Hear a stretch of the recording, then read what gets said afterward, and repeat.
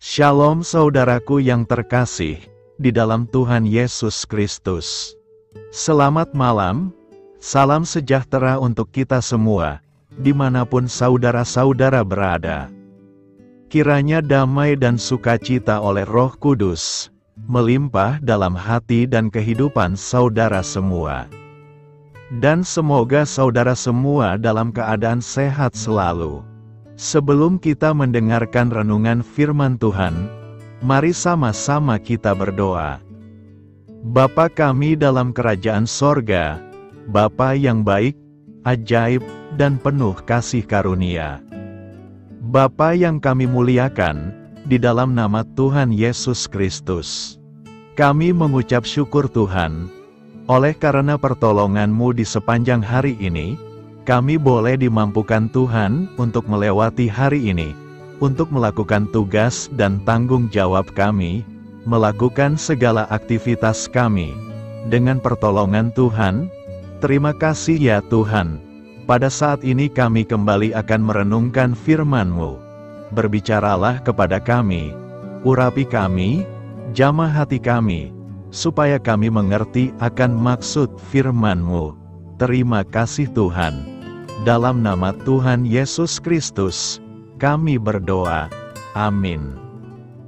Saudara yang terkasih, ayat pembacaan Alkitab kita hari ini terambil dari Yohanes 13 ayat yang ke-31 sampai 35. Yohanes 13 ayat 31 sampai 35. Sesudah Yudas pergi, berkatalah Yesus, "Sekarang anak manusia dipermuliakan dan Allah dipermuliakan di dalam Dia. Jikalau Allah dipermuliakan di dalam Dia, Allah akan mempermuliakan Dia juga di dalam dirinya, dan akan mempermuliakan Dia dengan segera. Hai anak-anakku, hanya seketika saja lagi aku ada bersama kamu. Kamu akan mencari aku, dan seperti yang telah kukatakan kepada orang-orang Yahudi, ke tempat aku pergi, tidak mungkin kamu datang. Demikian pula aku mengatakannya sekarang juga kepada kamu. Aku memberikan perintah baru kepada kamu, yaitu supaya kamu saling mengasihi.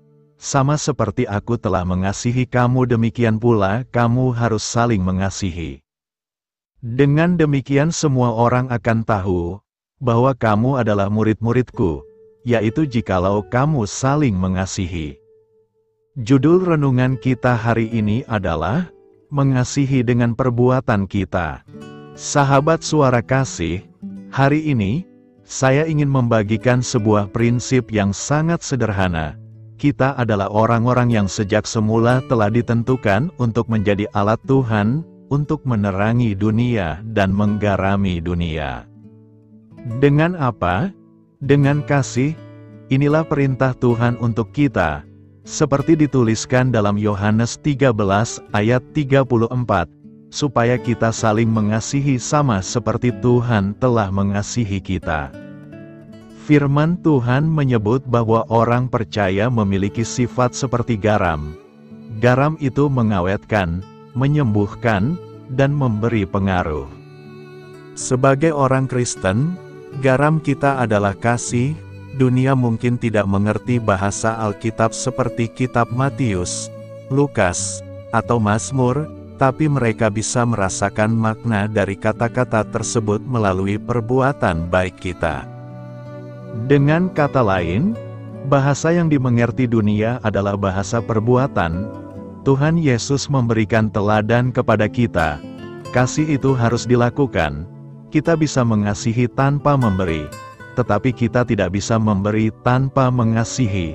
Perhatian, pengampunan, waktu, dan tenaga, semuanya adalah tindakan kasih. Tuhan telah menunjukkan kasih-Nya kepada kita. Ia memberikan nyawanya, menciptakan alam semesta untuk kita tinggali, memberikan orang tua, pemimpin, dan teman untuk berbagi hidup. Semua ini adalah bukti bahwa Allah peduli dan tahu apa yang kita perlukan. Pertanyaannya, apakah kasih yang telah kita terima itu sudah kita salurkan kepada orang lain? Di bulan ini, coba renungkan, kepada siapa Anda telah menunjukkan kasih secara nyata, entah memberi waktu, nasihat, pengampunan, tenaga, atau bahkan uang kepada yang membutuhkan. Sahabat Suara Kasih, jika Anda sudah melakukannya untuk 1 atau 2 orang, mari naik level. Coba lakukan tindakan kasih kepada orang yang selama ini jarang dihubungi. Bahkan kalau Anda ingin lebih radikal, lakukanlah itu kepada mereka yang pernah merugikan atau memperlakukan Anda dengan buruk. Marilah kita renungkan, saat Anda melakukannya, Anda sedang menyampaikan pesan, "Aku telah mengalami kasih dari Tuhanku, sekarang, aku ingin engkau juga merasakannya melalui perbuatanku. Selamat berproses. Amin. Tuhan Yesus memberkati." Saudara yang terkasih, demikianlah renungan firman Tuhan pada malam hari ini. Semoga menjadi berkat bagi kita semua, dan untuk menutup renungan pada malam hari ini, mari kita berdoa. Bapa kami yang di sorga, Bapa di dalam nama Tuhan Yesus Kristus. Bapa, kami bersyukur, karena kami dapat mempercayai-Mu, untuk menuntun kami melewati segala sesuatu. Terima kasih Bapa, untuk damai sejahtera-Mu di hidup kami. Kami bersyukur juga Bapa, karena Engkau sudah memberikan begitu banyak berkat dalam hidup kami. Ajarlah kami juga Bapa, untuk mengucap syukur kepada-Mu setiap hari. Kami bersyukur juga Bapa, karena Engkau sudah memberikan begitu banyak berkat dalam hidup kami. Ajarlah kami juga Bapa, untuk mengucap syukur kepada-Mu setiap hari. Kami bersyukur juga Bapa, atas pertolongan-Mu, penyertaan-Mu, juga atas berkat-Mu.